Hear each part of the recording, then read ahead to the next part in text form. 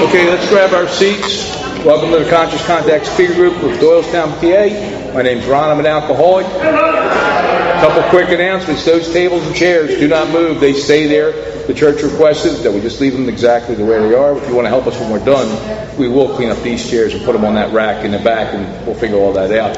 Food and fellowship starts at 8 p.m., so try to get here early. We always like to talk to you guys and see us before the meeting and after the meeting, so don't forget that afterwards. Teresa's going to come up here and share. We got a little special speaker for you tonight, so enjoy. Thanks.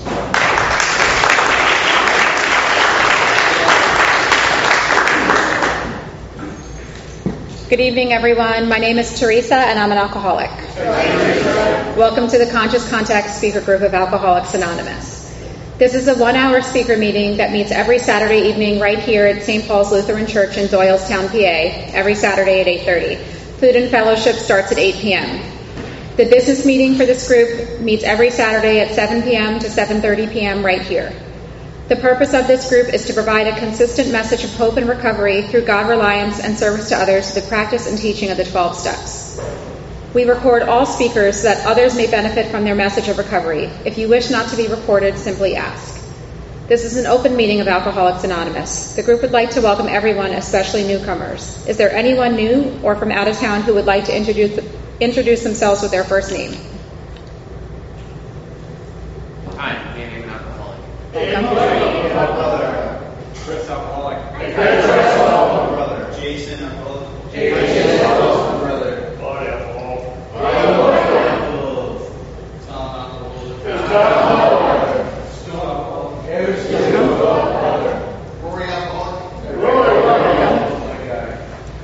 Anybody else? Welcome, everyone. The Conscious Contact Speaker Group encourages sponsorship. Would anyone with working knowledge of the 12 steps and is willing to sponsor, please raise your hands. Are there any announcements for the good of AA? Well, just a little reminder from us that the Conscious Contact Speaker Group, we have a Facebook page. On that page, you can find local announcements for meetings in the area and also for some Zoom meetings as well with good speakers. We also have a YouTube page, which is called Conscious Contact Speaker Group. You can find our speakers that are here on Saturday nights. We also have a sister meeting, which meets on Thursdays at 7:30. It's a Big Book meeting. And there is a step meeting on Mondays at 6 o'clock and a Al-Anon meeting also right here in this room, 7:30 on Mondays. The Thursday night Big Book meeting meets in Salem Church in Doylestown. Any other announcements? We have meeting lists and big books on easy terms. Please see me or any home group member after the meeting. If you cannot afford a big book, the Conscious Contact Speaker Group will give you one at no charge.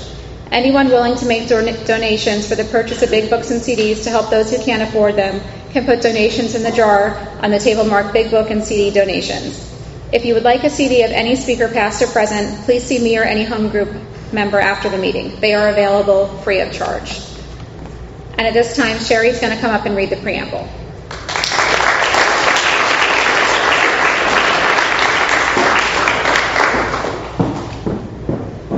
Hi, I'm Sherry, I'm an alcoholic. The AA Preamble. Alcoholics Anonymous is a fellowship of men and women who share their experience, strength, and hope with each other, that they may solve their common problem and help others to recover from alcoholism.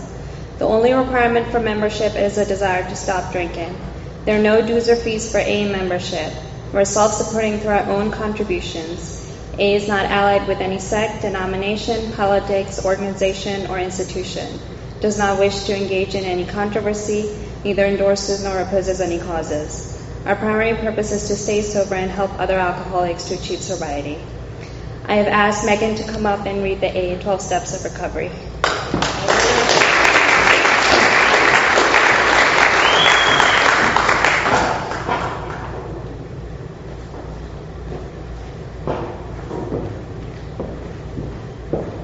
Hi, I'm Megan. I'm an alcoholic. Hi, everybody. Hold it right here. It's 12 Steps of Recovery. We admitted we were powerless over alcohol and that our lives had become unmanageable. Came to believe that a power greater than ourselves could restore us to sanity. made a decision to turn our will and our lives over to the care of God as we understood Him, made a searching and fearless moral inventory of ourselves, admitted to God, to ourselves, and to another human being the exact nature of our wrongs. We're entirely ready to have God remove all these defects of character. Humbly asked Him to remove our shortcomings, made a list of all persons we had harmed and became willing to make amends to them all, made direct amends to such people wherever possible, except when to do so would injure them or others, continued to take personal inventory, and when we were wrong, promptly admitted it, sought through prayer and meditation to improve our conscious contact with God as we understood Him, praying only for knowledge of His will for us and the power to carry that out. Having had a spiritual awakening as a result of these steps, we try to carry this message to alcoholics and to practice these principles in all of our affairs.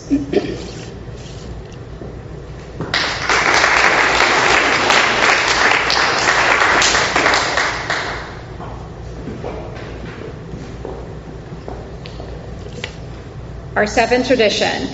Every AA group ought to be fully self-supporting, declining outside contributions. At this time, we would like to pass the baskets. We have no dues or fees, but we have expenses. This group provides many services. Your donations cover rent, big books, CDs, events, and workshops. A reminder that there is absolutely no smoking on church property. Please take a moment to silence all cell phones and limit movement during the meeting to avoid distractions. And at this time, I would like to introduce a very good friend of the Conscious Contact Speaker Group, Jane from the Ludwig Group in Chester Springs.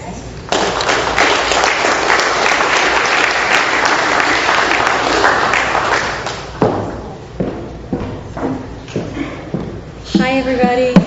Hello. Hello. My name is Jane, and I am an alcoholic. Hi, Jane.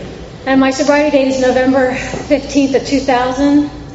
My home group is Ludwig's Corner. We meet on Wednesday nights at 7:30 in Chester Springs, Chester County. So if you're ever out that way, you are more than welcome. I feel like this microphone is a little echoey, but I hope I'm not too annoying here. Okay. Told you my sobriety date. I do have a sponsor. Her name is Sammy G. She lives in Richmond, outside of Richmond in Powelltown. She's been my sponsor. Ooh, you think I'm a little in it, right? Yeah. She's been my sponsor for the last 15 years. She called me this morning. She's doing a conference in Detroit. And she goes, I just wanted to hear your voice. I got to go out and speak. She called me, and I still I'm like, oh, my sponsor called me. She wanted to talk to me this morning, I'm still really selfish and self-centered. David Loy, how are you, buddy? I haven't seen you in a long time.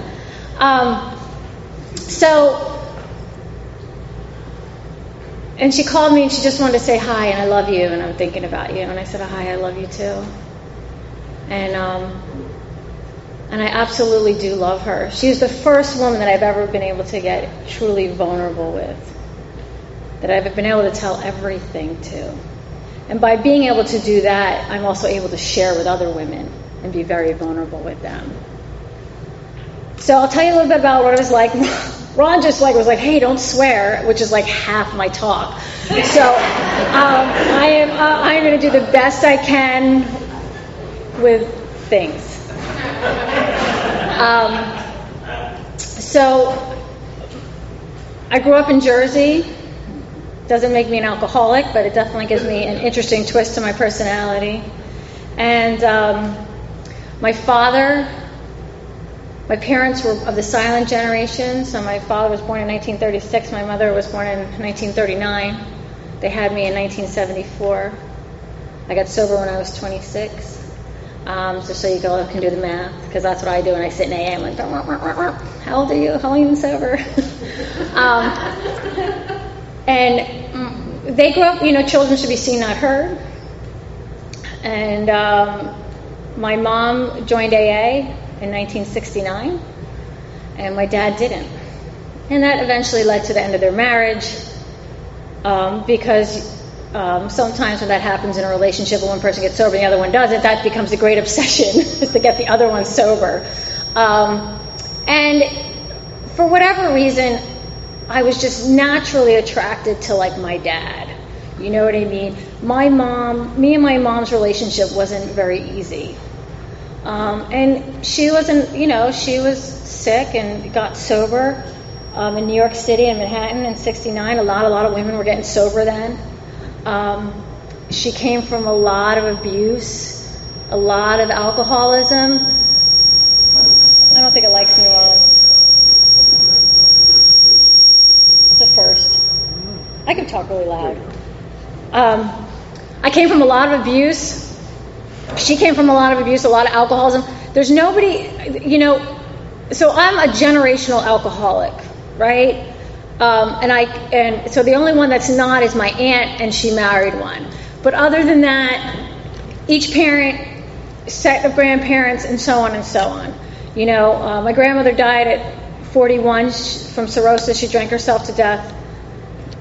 That's important a little bit later. My grandfather jumped off the 59th Street Bridge in New York City.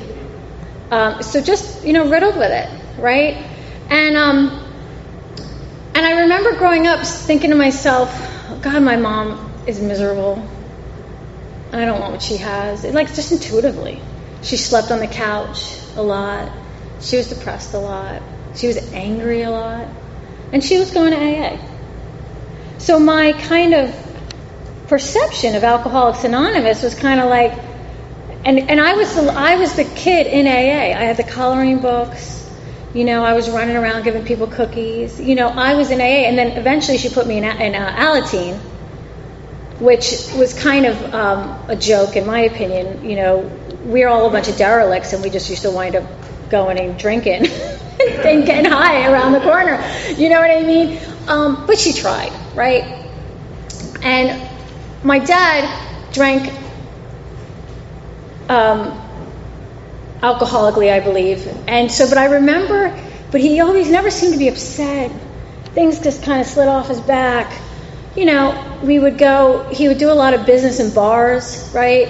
And they were like, oh, Mr. Calcina, how you doing? And they'd set up these tables, and these guys would come in, and they'd be a lot of food, a lot of drink. And I would sit there, and I would get drunk on Shirley Temples, just get a big sugar high. And I loved it, and I just was so attracted to whatever that was. But my mom was putting in my ear, alcoholism. I'm like, I'm never going to be an alcoholic. That's never going to happen to me. And, but what happened was, as I hit that, that age at 12, 13, and that, the hormones kick in, you start to, what people start to think about you becomes very, very important, right? And I became very obsessed with the idea of what people thought about me. I'm still like that in a way. And I'm not ashamed of that today. I mean, a lot of people are like, I really don't care what anyone thinks about me. I'm like, that's great. I'm glad you've obtained spiritual enlightenment, because I haven't yet. You know what I mean? I do care. I'm up here tonight, and I want every single one of you guys to like me. I really do. I'm okay if you don't, but I still want you to like me. And so my first drink was with a girl named Allie Palmer. Allie is the great niece of Bill Wilson. True story. Her mother is Bill Wilson's niece, and I have been to Bill W.'s house up at Stepping Stones when Lois was still alive, because they took my mom because she was in AA, and they thought my mom would really like it. And Allie liked to drink, and me and Allie got drunk. And I want to tell you that, I had a spiritual experience. All I remember is it relieved some boredom, and I was like, I'll do that again. And slowly but surely, over that middle school kind of time in my life, 6th, 7th, 8th grade, I got preoccupied with alcohol and less occupied with sports and dancing and those kinds of things. And at some point during that thing, where I trusted my parents, and I believe they had my best interest in heart, now they were the enemy. And they didn't have my best interest at heart, and they didn't understand anything, and they didn't know who I was, and they weren't listening, and blah, blah, blah, right? And so by the time I'm 16, I'll speed this up, by the time I'm 16, I'm a full-blown alcoholic. I go to high school, I get drunk, in school. I used to get Kahlua. I used to have somebody steal it for me, and I used to make Black Russians, right? And it looked like chocolate milk. And I used to bring it to school in gallon jugs, and whatever, vodka, beer, and when you're behaving like that, the alarms go off with teachers. Teachers are not dumb, and they were. They were trying to get me help and treatment and what was wrong with Jane, and I wasn't a good student. I winded up having an affair with the wrestling coach, right? And I was like that girl, you know what I mean, in school. I wore my hair about up to here. I wore black cat eyes and bright red lipstick, and if you looked at me, I'd be like, what? I was so badass.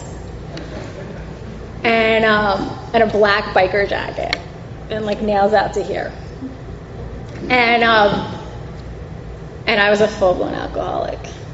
And so I had this affair with the wrestling coach, and that was scandalous. But back then, back in 1990, it wasn't like it was today, right? Everybody hushed it and shushed, and he got fired, and that was the end of that.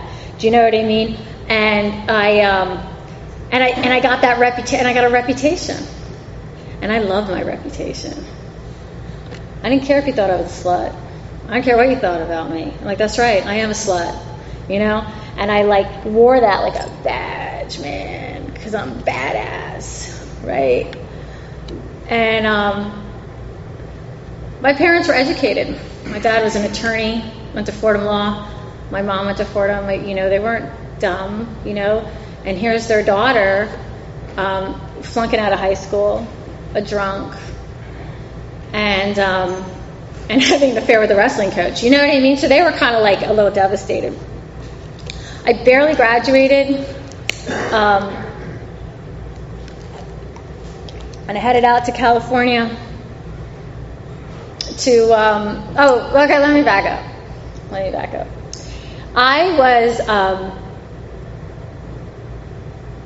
I barely graduated high school, and I'm going to tell this real quick story. But I was a stalker of men, right? I didn't date boys, men, right? And when I was young, I would stalk them. I was pretty good at it. I honed my skill over the years, right?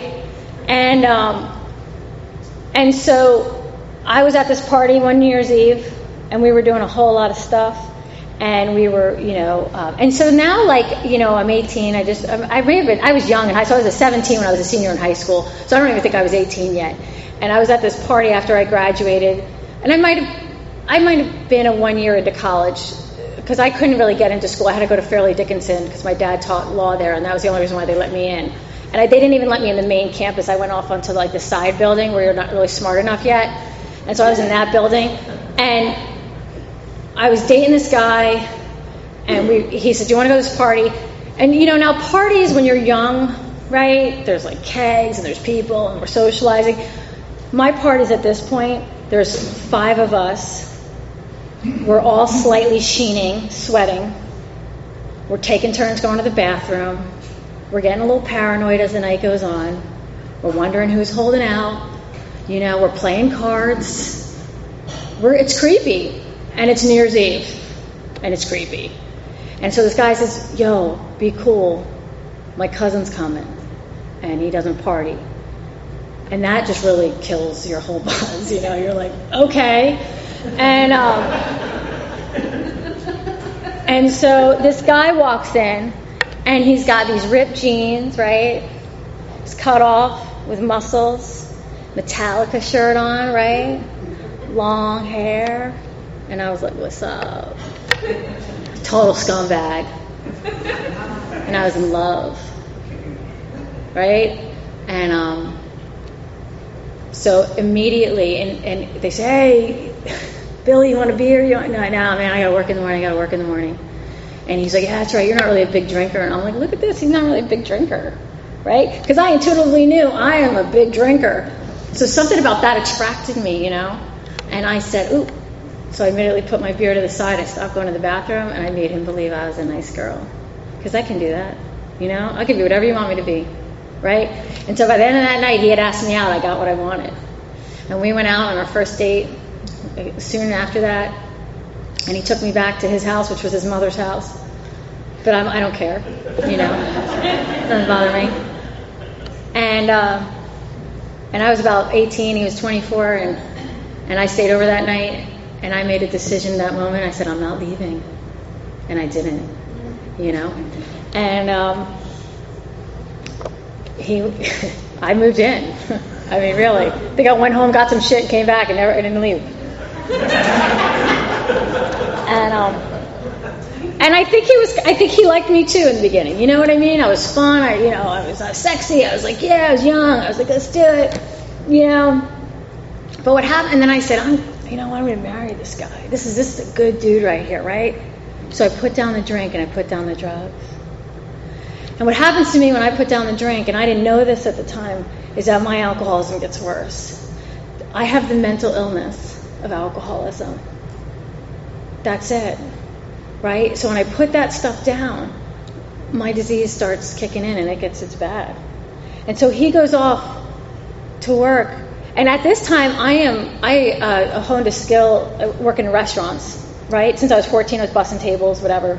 And by this time, I was waiting tables with a cocktail waitress or something at the time. And I used to work in a biker's bar called the Nichols Alley in Preamble, New Jersey. And first, I had this great idea to quit my job. Because we do that, you know, us women. We like get with a dude and we quit our jobs. Because we all do it, right? So I'm like, I quit my job. And he was like, why? I was like, because I love you. And he's like, okay, right? And he'd go out and he'd go off to work, and we didn't have cell phones back then, and he'd go off to work and I'd be just home, you know? I'm domesticated, right? I'm going to be domesticated, you know? I'm just restless, irritable, and discontent. So what do I do? Because I'm not using, right? I'm not doing anything. So I'm going to call him. I'm going to just call him, see what he's doing, right? And so I call him, and he was a truck driver for a construction company, and I'd have to try, like, they'd have to, like, CB him on the road, right? And he'd be like, first time I did, he'd be like, you all right? What's up, babe? What's going on? I'm like, nothing. Like, do you love me? He'd be like, yeah, I love you. You all right? Yeah. When are you coming home? Like, he's like, when I'm done. Okay. I would do that like 4 times a day. No shit. Right? And then he'd come home, right? And he'd be tired, right? He's working all day. He wants to like sit down and relax. And I'm like, hey, me. Am I cute? Do you love me? Do you like me? Am I good? Am I okay? And then we'd look at each other, and he'd look at me, and he would like maybe have a little bit of an irritation in his face because he's tired. And I'd be like, what the fuck? What the heck?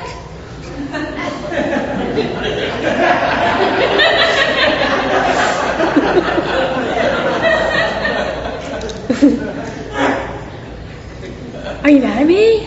Did I do something? You don't love me? What's the problem? What? I could have a whole fight out of what? You know, I could have a whole fight out of a look, out of a glance. Because you see what? I have a disease that when I think something, it becomes true. That's it. I'm a thinker of truth, right? So, and there's nothing you can say or do that can change that because I'm right. And this poor guy completely and totally couldn't say anything or do anything right. And he definitely tried. He tried to love me the best he could. And I sucked the life out of him because I didn't know any other way. Right? And I remember one time we went out to dinner, and we were sitting at dinner, and this really good-looking woman walked in, and I noticed her, because I'm always checking out my competition, and he notices her, and they make eye contact. Well, I'm a mind reader and a psychic. I don't know if you've got that yet. So now I know they've been having sex. Right? Logical.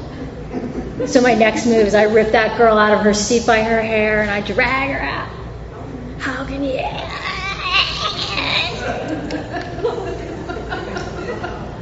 And he's like, are you crazy? I'm like, just tell the truth. I see it. I know it. Well, I can tell you soon after that he told me I had to go. And I was devastated, man, because I don't know what happened. What happened? And so my solution to that was California. And I want to get sober here soon. So I went out to California, and I proceeded to go on a bender that lasted about 5 years. I was like up for 3 of those years. Sword truth. You know, my third eye was open. I was a shaman, psychic, all that. You know, I was one with everything. And I lost my mind completely, you know. And I disappeared, and, you know, people know where I was for a long time. And at one point, I got very, very sick. And back then, back in the early 90s, the biggest scare we had was right now it's coronavirus, it was AIDS. You know? And at one point I thought I had it. And I remember I was sick as a dog, and they took me to the hospital, and I was, you know, thought for sure that that's what was happening to me, and I was scared and terrified, and my kidneys and my liver had shut down, everything had shut down, and the nurse had said to the doctor, she was blonde with a bob, she said, "How much did you drink?" Now at this time I'm 21 years old. And I said, "Man, like two or three. I don't drink a lot, you know." And she's like, "Well, you're a liar." And she goes, "You're in total kidney and liver failure because of drinking and whatever else you're doing." And she goes, "And I'm going to be really honest with you because somebody really needs to. If you keep going the way you're going, you're going to be dead in 10 years, period." And in that moment, I thought of my grandmother who drank herself to death at 41, 42 years old. And I thought, she's telling me the truth. I remember that. I remember thinking, wow, I think she's right. And I left the doctors, and I left the hospital eventually after recovering for a while, and I thought, I'm quitting this. I'm quitting. I'm doing it, right? I'm doing it. And the first day, I'm like, yeah. And the second day, I'm like, yeah. And the third day, I'm like, right? And then the fourth day, I'm like, you know, I drank a lot of red wine in that period, right? Because I was living up in California. I was in the Sonoma County. We were, you know, we love our wine. I was drinking a lot of other things, but for some reason, this is the thing I came up with. And I was like, you know, the liver can't process the sulfites. I got that piece of medical knowledge somehow, right? And I just need to drink tequila. And it was like that. So like by day 5, I'm doing shots of tequila, and my roommate's like, "You just got out of the hospital." And I was like, "It was the red wine. We're okay. We're on tequila now." Right? And she's like, "Okay." You know, what are you going to say? That is the way that I drank. And I lost jobs. I've been arrested. I've been through a gamut of things that maybe some of you guys have or have not been, you know. But all that stuff doesn't really make me an alcoholic. What does is that restless, irritable, and discontent inside of me that can only be calmed by a drink until I come into here and I learn the power of this program. I drank. I continued to drink. I came back to PA. I was drinking the way that I like to drink. I was living in York, PA. I was working at a place called Heritage Hills, bartending, and I was a fine dining server. I was very prestigious with my fine dining title, you know. I could do a tableside Caesar. I could cut Chateaubriand. So there wasn't a lot you could teach me because I knew so much. I could drink the way that I could. I could drink the way that I liked. Anyway, my dad died on February 6th of 2000, and it was a sudden death. And my father dying was the first wake up that I've got into the reality of life. I was devastated by his death, but I could not express that devastation. I literally kind of went numb, and I went on a bender for the next 9 months after his death that almost killed me. My dad was the kind of guy that made it okay. You know, his advice was, just stick to beer and wine. You'll be fine. Like, yeah. You know what I mean? He was like, if I murdered somebody, he'd be like, where's the body? We'll go bury it. You know what I mean? He just had my back with everything. You know? And his death was really the first time in my soul that I knew that I was on my own. That there was nobody who's going to pick up the pieces, nobody's going to do anything for you, you're on your own. And I love my mother, but she raised me that way, you know? And I used to be very resentful about it, but today I respect the fact that I have the independence I have because of her. You know, and I'll get into that story. But his death really catapulted me into recovery. And I believe today that when he got to the gates and they said, you could go back and it'll be the same, or you could die and your daughter will get sober, I think he chose to die so he could save me. I honestly believe that, you know, because I wouldn't be here if his death didn't happen. I don't think I would. Or maybe it'll take me a little longer, you know. And I went on a bender, and for the next 9 months I tore down my life, tore down everything, lost everything, and winded up in the rooms of Alcoholics Anonymous with nothing, living with my mother. And I'll tell you, in that moment when I had nothing, and I wanted to move in with my mom, and I hated my mother, but there was some part of me that wanted to be like a little girl again. Like, remember when you were like 7, right? Like, shit was cool when you were 7. Stuff was cool, right? You were like, you watched Smurfs and you ate cereal and like you built forts, right? Like, there was no problems, right? Your biggest problem was like, Jenny can't come over today. You know what I mean? It was like, it was cool, and I wanted that innocence, you know, because at this point in my life, I was used up in every kind of way. And so I went kind of, you know, with this, well, I'm gonna backtrack what happened. I had a night that almost killed me, and I got on my knees for the first time in a long time, and I called out to a God that I hadn't talked to in a really long time, and I asked him to save my life, and I didn't know what was wrong with me. And I kind of had like a Bill Wilson experience, right? I kind of had like a sudden flash of, not like a light, it was like, it was like in my head of exactly who I was. And I was an unteachable know-it-all. I was also a bitch. I was not nice. I didn't like who I saw. I didn't like her, but I could see her for exactly who she was. And God had showed me, I've given you every opportunity, I've given you every gift, and you have shot all over it. Every time. And now this is what you get. And the only reason why you're here is because of you. Nobody else. There's nobody to blame. It's not your parents' fault. It's not your dad dying. It's not your mom. It's not anybody's fault but yours. And that truth was like, whoa. And I remember crying and just being like, wow. And I don't want to tell you that I came out of that like, Selma, you know, I came out of that, I remember the next day, and I tried to drink because I don't know what else to do. And I loved Heineken. And I was trying to force that stuff down, and I kept throwing it up, drinking it down and throwing it up. And I couldn't keep it down. And I tried that for a few days in a row until it clicked that maybe I need to get sober. And I walked into Alcoholics Anonymous in Harrisburg. That's where I was living at the time.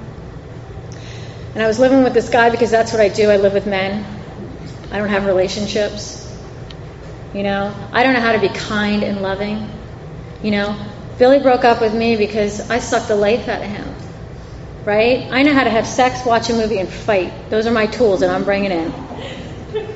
And not in that order. We can, switch it up. I know how to arouse jealousy, suspicion, and fear. Because I like to keep the love alive.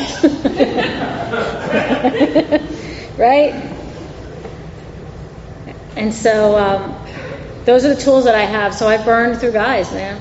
Right? And I'm all about you pay half, and I'm all about being, all about me all the time.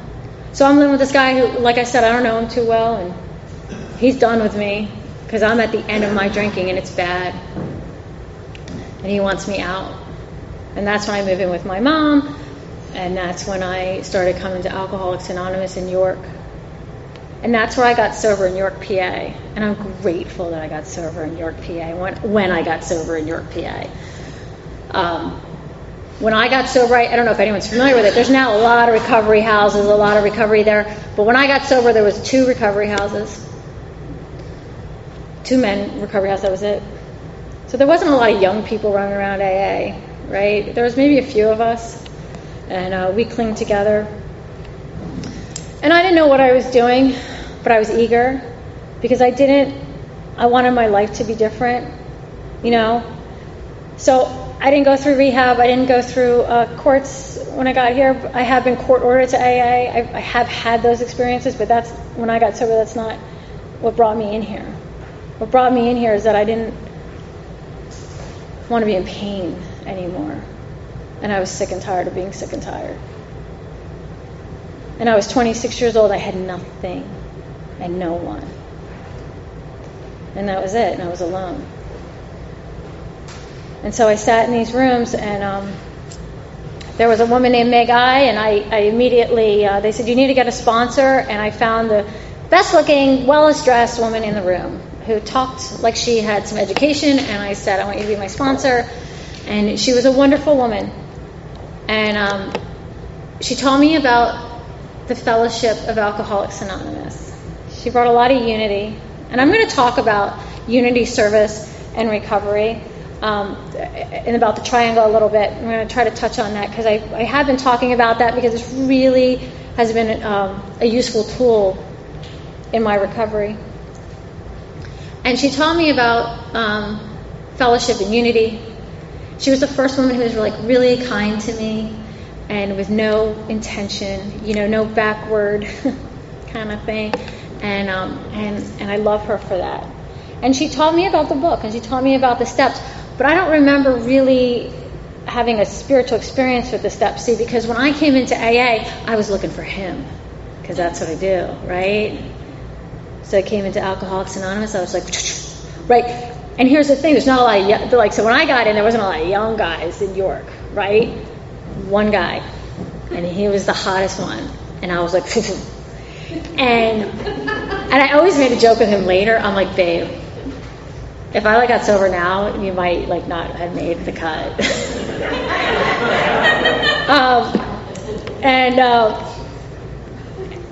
And I was, I still have my stalking skills. You don't lose those, Thank God. And so I was, getting in his sight, Are you going for coffee? I'm going to go for coffee. Coffee. So we went for coffee. And we started dating because that was the plan. See, I still have a lot of plans and designs when I come into AA, right? And so my first year was really about this guy and going to meetings, and I was young. I wanted social life. We did, but what happened was there was this group that would come up from Baltimore, right? Tom Flynn, my grand sponsor who's passed away, Steve Farnsworth, Vicki Nagy, Doreen. A couple of these people would come up every week on a Wednesday night at the fellowship meeting, and they would come in with their big book, right? And they were like, big book, big book, big book. And I'd be like, oh, please, okay? We all know, you know the book. We got it. Nice quoting. Good job. And I started, and I was getting a resentment, man, right? And I was like, so I got my boyfriend. I'm going to meetings. I got my sponsor. We talk about my boyfriend, right? Talk about how much I don't like my mom. You know, so we do that stuff, right? We go through the steps. I don't remember getting anything out of that experience, but we did it. I don't know, like, it's like if I could ask me now, I'm like, I have no idea. So, but I was putting a lot of energy into these people, right, that were waving around the book, and they were putting none into me, and that pissed me off, right?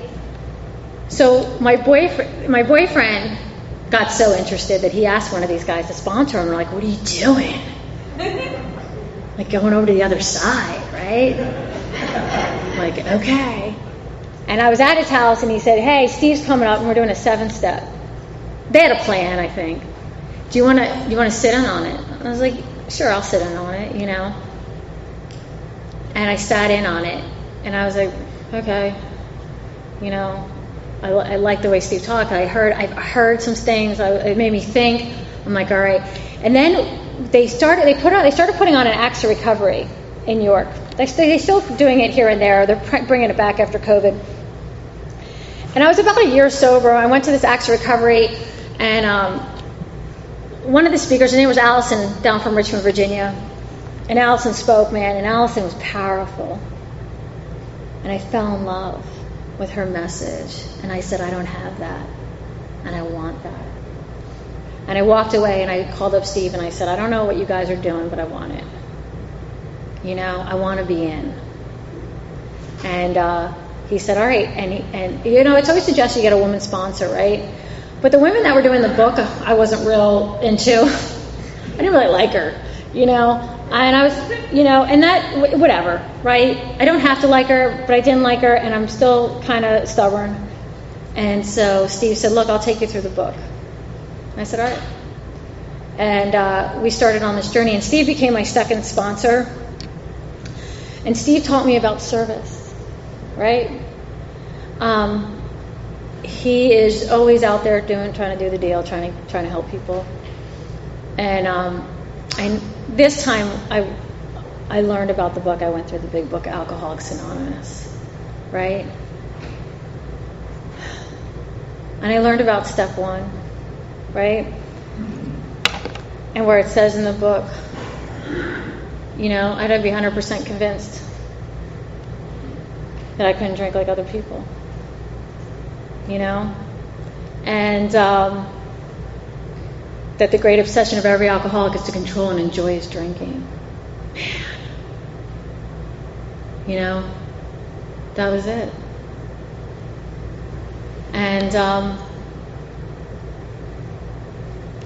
And here's the thing, that you know, early on when you come in, you hear the slogans. I don't hear the slogans as much as I used to be honest with you, but we used to hear, think. And, you know, it's the first drink that gets you drunk, right?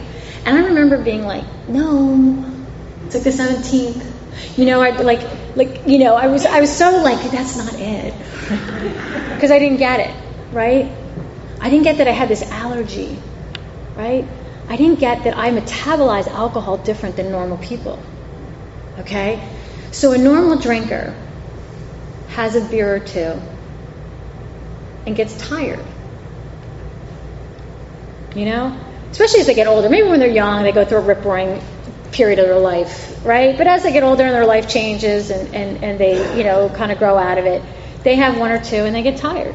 They actually develop a little headache sometimes, right? And they're done. Me, when I put alcohol into me, it wakes me up. It's chemically different. I'm like, what's up? Where are we going? Florida? Let's do it. Where we're going. You know? I don't get tired, man. And I don't believe after 20 years I would get tired. I have to believe that. I have to believe that. But I have a disease that wants to kill me every once in a while. Goes, you know, maybe now that you're 46, you might get tired. And then I get on my knees and I say, God, help me remember I'm an alcoholic. See, I still get on my knees and ask God to keep me sober. I'm not beyond that. I'm not past that. And I'm going to tell you, in my 20 years being sober, I have wanted to drink. But the beautiful part, and look, I've heard people get up on this podium and say, I haven't had wanted to drink. And I'm like, cool, man. Cool. That's not my experience. But I'm grateful it's yours. And I'll tell you why. And I'll tell you that, when that happens to me, wherever I am, I go into the bathroom and I get on my knees and I ask God to keep me sober. I do not think I'm more powerful or more sober than this disease. Period. And I admit it. I call my sponsor and I'm like, I want to drink. And when you're 11 years sober, when you're 15 years sober, when you're 18 years sober, to call your sponsor and say, I want to drink, it is the most humbling thing to do. Because in that moment, you're like, I'm not good enough. I'm not working a good enough program. I'm not. But the minute I say it, the minute it comes out of my mouth, it's gone. It's gone. And I'm free. And that's why I do it. And that's why I encourage all my sponsees to do it. Don't ever be too sober to say that you want to drink. Ever. Because I will never embarrass you. I will never be like, oh, what kind of program you're working? What are you doing wrong? I will never do that to you. Because you're alcoholic. And that is just part of the journey.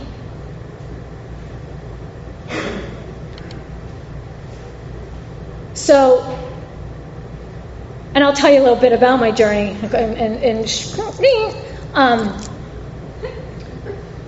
So he takes me through the steps, and I start to embark on this journey of service, and I start sponsoring people, and I love it, right? And I love sponsoring, and I'm going, where am I going? I'm going to like mental hospitals, I'm going to rehabs, I'm going on 12-step AA calls, I am just on fire, I'm traveling, I love it, right?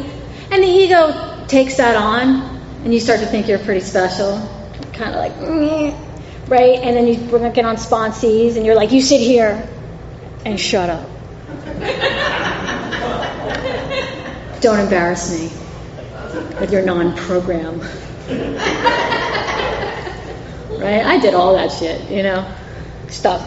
So I did all that. And it was great, and I loved the experience. Me and that guy, we got pregnant. Well, I got pregnant, and it was very early on in sobriety. We got pregnant. We had a baby. We had no business doing any of that. We didn't, but we did. See, because and I'm going to try to. We did because we were in a rush. I was in a rush, right? I'm 27. I'm 28. The clock is ticking. See, because I still got ideas of society. I still got ideas, right? I got to get married. I got to have kids, right? And I'm coming to AA and I'm waiting on God, but I'm over here planning and designing, right? I'm getting it done. I'm getting it done. And he asked me to marry him. And then I was like, whoa. And I was like, I don't know if I like you. And I was like, I moved out and I got my own place. And I said, Steve, I don't know what I'm doing. And he goes, this might be a good time to talk to a woman. And that's how I was introduced to Sammy. And I went down to Virginia and met Sammy G. And I said to Sammy, hey, I got a kid with this guy. He asked me to marry him. I don't think I like him. I don't know what I'm doing. And Sandy really started on me on my journey in recovery, right? Right? Because at that point, she said, "Okay." She said, "I'm going to give you some simple direction right now," and then she goes, "And then we're gonna get into some real work." And I was like, "Whoa!" And my sponsor is this short little Jewish lady, and she's tough, and she don't put up with any bull stuff. And so, that's it. So she said, "And then we'll do some real work." And she goes, "What I want you to do," she goes, "Is that the father of your kid?" I said, "Yeah." She goes, "I want you to go home." She goes, "Are you guys living together?" I'm like, "Well, kinda." I'm like, "I got a place. you know how it is, right? You break up, but then you're like, he comes over, you know what I mean? And he's, paying, then all of a sudden you want money because, like, you're here a lot. Like, if you're here more than, like, 4 nights a week, you need to give me half, okay? Because we had to. So she said, is this your apartment? I said, yeah. She goes, well, then you pay the rent. And she goes, and you take out the garbage. And she said, you're not to ask him where he's going when he walks out or when he's going out. You're not to ask him who's on his phone when his cell phone rings.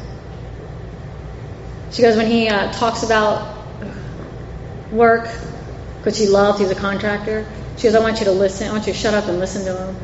Find out the things that he loves. And she said, I want you to treat him like a king. All the girls were like, ah. And she said, you're never to say a bad word about him. Because I talk a lot of crap. Right? And if I'm mad at you, I will cut you down verbally in a heartbeat, right? Right? Talking on the phone with my friends, I'm like, this MF.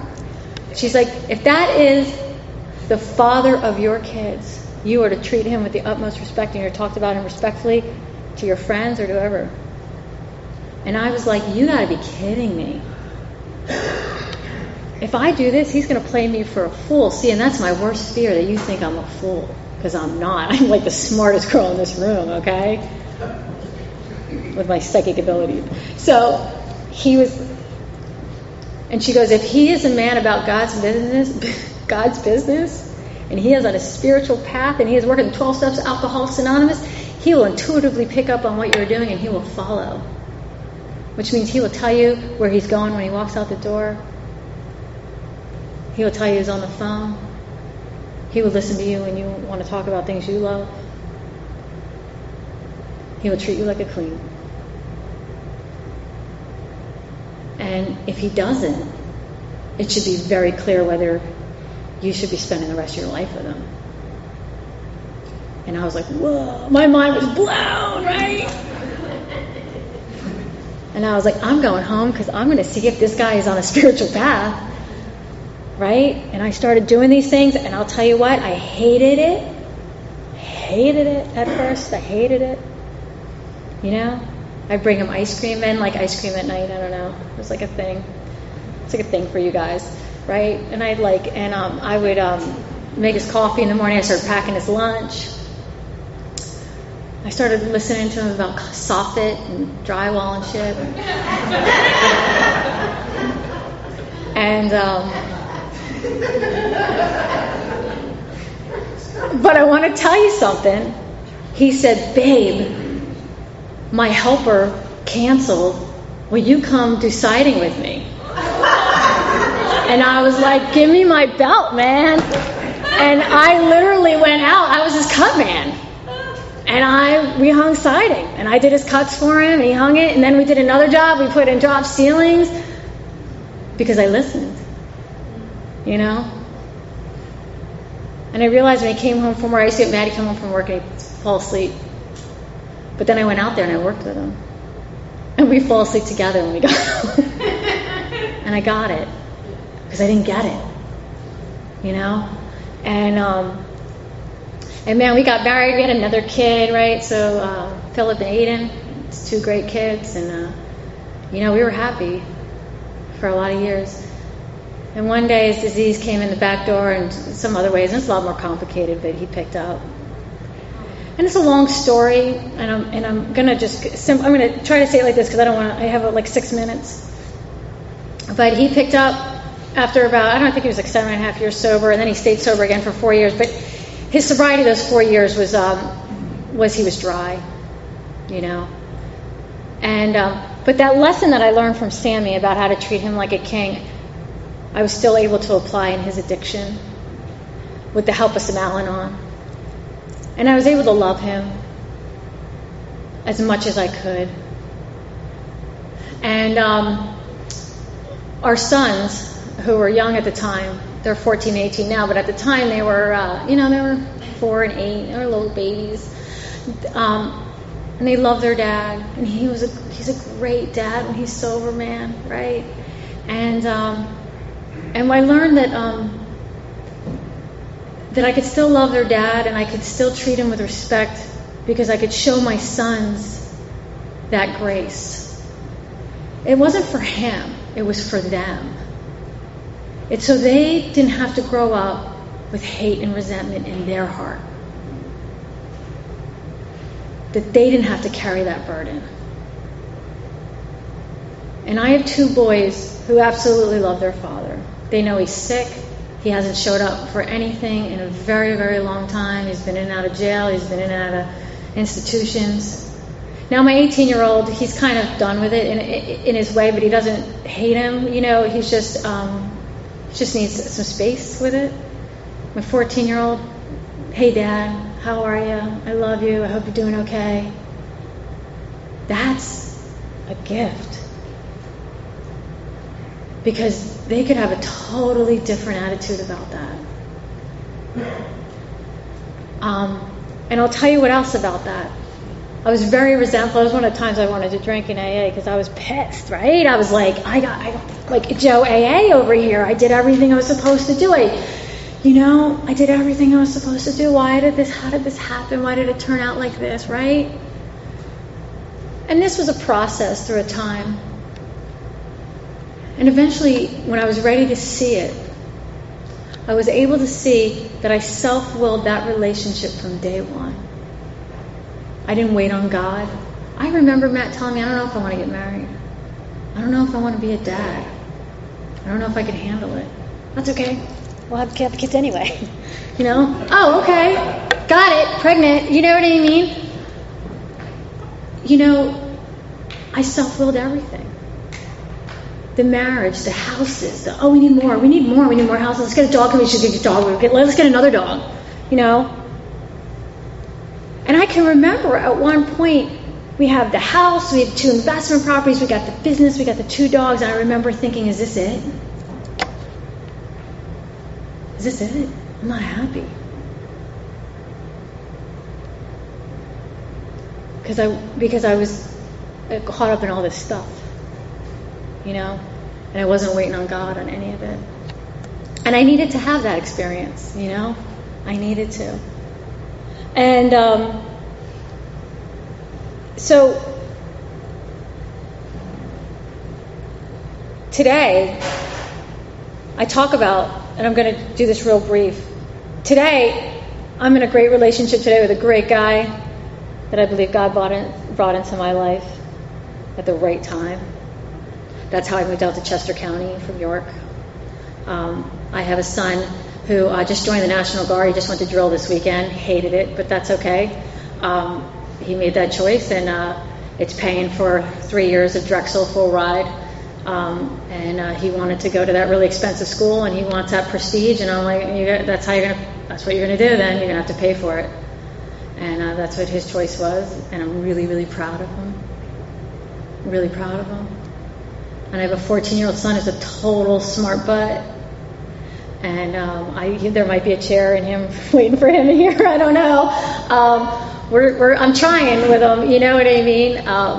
Just taught me. He just tried pot. I was like, right on. All right. Good luck with that. And I don't know if I want to know. But a good kid, you know, good kid. Just he came out of the womb restless, irritable, discontent, though. You know, and that's just the way he lives, and it's hard for him, and I can see it in him, you know, and we're trying to find ways to make him comfortable, you know, today, you know, I try to live in the triangle in the circle, and AA took that symbol off their literature a long time ago. Even my printing, I have a 3rd edition big book, and even my printing doesn't have that on there, so I think they took that off back in the 70s sometime. But that base of that triangle is recovery, right? And I'll tell you something. When I came into Alcoholics Anonymous, I did 2 meetings a day for a year and a half because I was sick. I've always had a sponsor. I've always had a home group. I've always had a service position in that home group. That hasn't changed in 20 years. I still try to stay very active in Alcoholics Anonymous. I at least get to 2 or 3 meetings a week. I'd love to get to more. And, as my kids, things move on, I hope to do that. Zoom has been really nice, been able to kind of catch one here and there off the cuff when I can. But I tell you what, if I didn't have that foundation, if I wasn't knee-deep between a sponsor and sponsees and a home group, when my life came down and it all came crashing down and the marriage ended and I had to file for bankruptcy and all that stuff, it was because of that foundation of recovery that I stayed sober. And then I've been able to continue to stay sober. And I've went through ups and downs and other periods, but I don't stop moving. I don't stop moving. And then the unity part, which my first sponsor talked to me about. And see, when I have recovery, my mind, right, the inside of that triangle, my mind is settled, right? I mentally get straight. The unity part, right, the inside of that unity part is my body, right? So when I'm unified with you, when I'm with you, when I'm one-on-one with you, when I'm in this room, I don't have anxiety. I'm at peace, right? That's why I like to travel with someone. Because when I'm with somebody, I'm more peaceful. Right? And so I like to be unified. I don't talk about people in AA. I don't judge anyone for where they're at in their program. Man, none of us, we all learn at different things at different times. Some of us might be dealing with sex, while somebody's dealing with money, while somebody's dealing with gambling, whatever. Because it's like a whack-a-mole, right? And that's okay. And then the service, right? And then Steve, you told me a lot about service, right? And when I'm of service, right, and the inside of that is my spirit. So when I'm of service, when I'm of true service, when I'm helping another girl, when I'm showing up here on a Saturday night, when I'm doing the treasury report at my home group, which I hate doing. I hate being the treasurer, but I do it every once in a while. My spirit comes alive. Because that's the inside out part. And I need all 3 of those things to be complete. And when I'm a little off, I can probably take it to one of those things and kind of take a look and be like, okay, what am I not doing here? So I kind of went over time. I appreciate it. Thank you so much. And you're back and very good.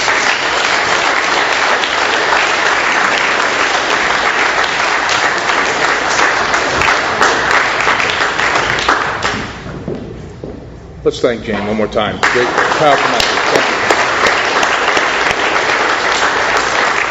Let's thank our coffee maker, Howard, and Andrew for all setup work. And there's so many people behind the scenes. Our speakers come here at their own time and expense, so it's customary for us to form a line, thank them personally. Okay, it means a lot to them, and also it connects a lot of dots here. Next week we got a really special treat. We got Paul McHugh coming out. If you beg, borrow, and steal to be here, he's always got a super rock solid, powerful message with a lot of energy. It's really nice to be around people like that, just like Jane. Great story, and we got a nice way of closing. If you care to give us a hand when we're done, we'll just put the chairs away.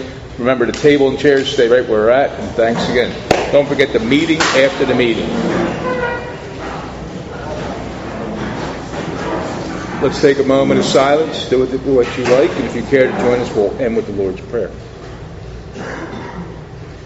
Our Father, who art in heaven, hallowed be thy name. Thy kingdom come, thy will be done, on earth as it is in heaven. Give us this day our daily bread, and forgive us our trespasses, as we forgive those who trespass against us. And lead us not into temptation, but deliver us from evil. Thine is the kingdom, the power, and the glory, forever and ever. Amen.